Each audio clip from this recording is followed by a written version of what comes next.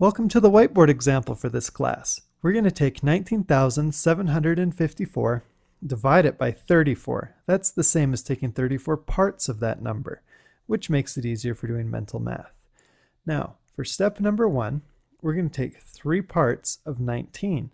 Now, 3 times 6 is 18, so that would give us 6 with the remainder of 1. But that won't work, and here's why. 6 times 34 gives us 204. Notice the 197. That won't work because it's too big. So instead we lower that number by 1. That gives us 5 with the remainder of 4. Now the 5 becomes part of our quotient or part of our answer, whereas the 4 becomes a temporary dividend, which we'll use in step 2. Now step 2, we use that new dividend, 47, and subtract our quotient digit, 5, by the less used digit, 4. 5 times 4 is 20, minus 47, that gives us 27. 27 becomes our new dividend. Now, we're ready to start back at step 1. So we use the 27 now. So 3 parts of 27, or 3 divided by 27, gives us, once again, we can't use the same digit.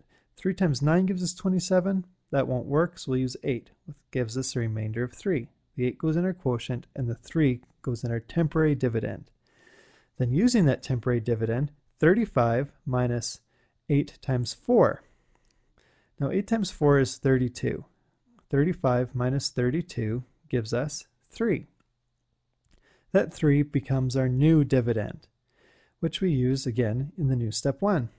Going back, so now we take 3 parts of 3, or 3 divided by 3, which is the same as getting 1 with a remainder of 0. In that case, this works. So we write down that 1 as part of our quotient and a remainder of 0. In step 2, we take that 4 and subtract it from 4 times 1. Now that all together will give us a total of 0.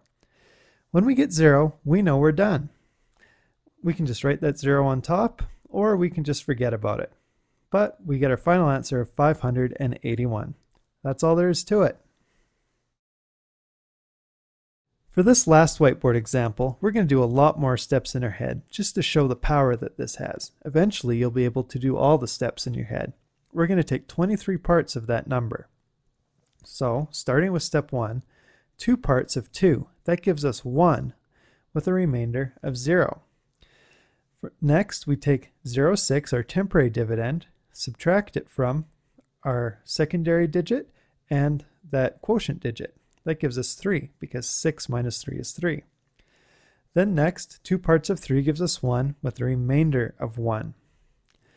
Then 14 minus 3 times 1 gives us 11, and 11 will be our new dividend. Then we take 2 parts of 11. That gives us 5 with a remainder of 1, because 5 times 2 is 10. So we write down that remainder beside our 5, and we proceed to the next step. So 15 minus 3 times 5, which is also 15, gives us 0. Once we reach 0, we're done. That's all there is to it. 115 is our final answer.